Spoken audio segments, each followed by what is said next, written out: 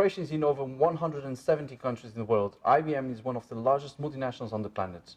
Joining me now is Rianne Van Veldhuizen, Vice President of Digital Sales at IBM for Asia Pacific.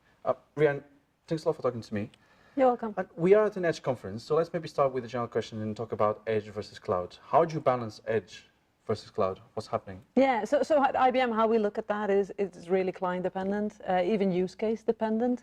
If you look at latency, for instance, because, well, Edge has been, basically produced as a workaround, right, for latency. Latency today, maybe 7 milliseconds. In a number of use cases, that's just not what it's supposed to be. So you need a more reliable network, and also with the data feeds, etc. We basically look at our clients saying, you know what, where to balance it, either at the core or at the edge. It really depends. It's interesting that you mentioned, for example, technology and latency and all sorts of things, because one of the things IBM has is Watson, so the artificial intelligence program, which is one of the most interesting out there in the market. How is IBM making use of Watson to advance the edge? Yeah, in a number of cases. Let's give you an example. For instance, with machine learning, you know, Watson is machine learning. So we can train Watson on a number of use cases. Well, we've heard here about disconnected areas or new use cases. So let me call an explanation on maybe a disconnected area. If you're a construction worker and you want to check the area for disasters or cracks or whatever, you don't always have access to a cloud or to core or to network. With Watson, in combination with Apple, what we've done is we have basically Watson on your phone. And we've trained that application with Watson. It's self-learning, it's machine learned, and we've trained it in such a way that it will recognize and it will give you advice, etc. So that worker over there has that capability basically in its hand at the edge. While in the old days, you had to feed that back to get all that capability in a local fashion. Do you need to install sensors for this to work? Not per se, because it's all in your phone. Okay. That's why we partner with Apple. But obviously there are a lot of sensors out there. But this is more through visual recognition. Okay. Another use case is that you can upload your own photo, and it basically gives you a personality profile. Okay. I'm not sure I want to do that. That's right. So it has its extremes, right? It's from one side of the coin to the completely other side of the edge. But yeah, Watson has a number of use cases that we work with our clients and we use as well. Okay. And then in terms of your job, what are you focusing at the moment in terms of data centers and cloud and edge? Yeah. Where are you seeing the demand coming from? I know it's all driven by customers, but what are those demands and what are you doing? Yeah.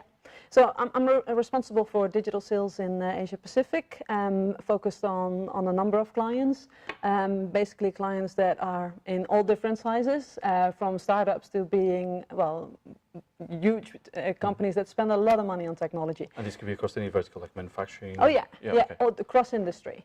And also in those industries, you will have different use cases. Like IBM works a lot with airlines. Airlines want to monitor more their in-flight operation or their traffic, all the weather conditions, etc. By the way, that's another use case that we use with Watson. Yeah, you've probably heard about the weather acquisition as well. Yeah. So all that data gets fed into it. And in flight, it's how you describe it on the edge. Well, if it comes back, then we can do more analysis when it's back to the core and gets connected to it.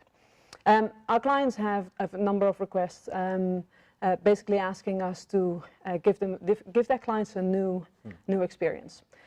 So I'm focused with them on a number of what we call digital transformations. And especially in retail, we see clients focusing on how to enhance your experience. Not sure if you've been exposed to augmented reality or virtual reality. I have. You have? Yes. Enjoyed that? It was all right.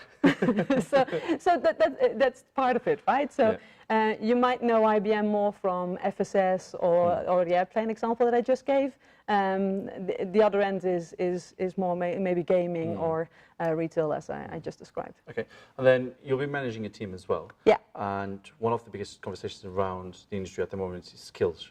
Yeah. Are you coming across any difficulties around skills and how your team operates in the market? Well, to keep up is quite a challenge, isn't it? And I think for all of us here, it's quite a challenge. So it's good to be here and to also hear from my peers. I'm really, with my team, focused on what happens with our clients and in the industries. So they all have an industry focus. And and at least one dominant industry focus, because we believe IBM has its client at the center. So we don't want to be product pushers. That's the old days, right? That doesn't work anymore. It doesn't work. And therefore, with the client at the center and knowing what the developments are in the industry, we give them enablement and all of that to keep up. So we're talking about skills, which is one of the largest challenges the industry faces today, but another one is diversity in the workplace. So the male ratio versus female ratio. How do you see that impacting the industry and changing as well? And what's IBM doing? Coming to Asia Pacific, I must say I'm amazed with how diverse this part of the world is. Not just with our clients and business partners, but also in IBM. And you've worked with us before, so you know this is an important topic for us. But I have to say, it works well, and I find it a very diverse team here, and also at our client side.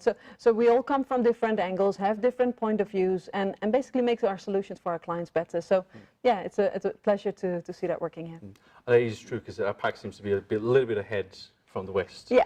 And then last question, we are at the Edge Congress 2019. It's the first time they are here in Asia with this series of events. Yeah. What do you expect in the next 12 months to happen in this region in terms of edge computing?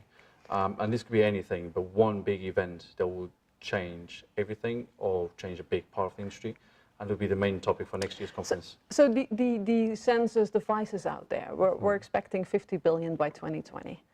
Which is amazing, isn't it? And then, although with 5G coming up, or already out there here in APAC, we do expect that the latency will go down, but however, the number of devices are increasing, so that will give some tension. My dream for what's going to happen with Edge soon is that we create a common open ecosystem, because now we have all the edge providers creating their own solutions, which could potentially give us issues on security, etc. So yeah, coming from an open source background and something that I'm a big fan of, that's something I truly hope in. Yeah, let's collaborate here, make it open so that we create an open ecosystem that we can basically can collaborate in. All right, Rianne, thanks a lot for talking to me. You're welcome. Don't forget you can follow Data Economy on Facebook, LinkedIn, and Twitter, and also visit the website on www.data-economy.com.